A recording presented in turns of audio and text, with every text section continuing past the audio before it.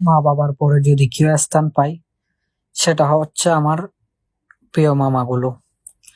লাইফের মধ্যে তাদের ভালোবাসাগুলো হচ্ছে নিঃস্বার্থভাবে ভালোবাসা, কোনো স্বার্থ ছাড়া তাদের ভালোবাসা পেয়েছি।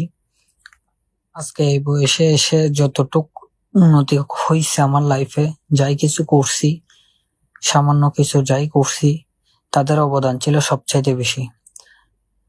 তাদের ঋণ কখনো ভুলতে পারবো না, তাদের ঋণ কখনো শোধ করতে পারবো না।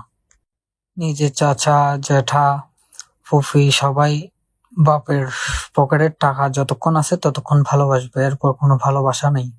কিন্তু মামাদের ভালোবাসাগুলো হচ্ছে নিঃস্বার্থভাবে ভালোবাসা, যেখানে কোনো স্বার্থ থাকবে না। তাদেরকে কখনো বলে হয়ে ওঠেনি যে তাদেরকে কতটা ভালোবাসি। তাদেরকে অনেক ভালোবাসি।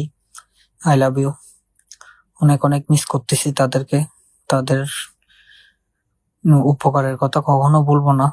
আজ পর্যন্ত যত উপকার পাইছি তাদের থেকেই পাইছি। ইনশাল্লাহ জীবন অনেক উন্নতি করবে।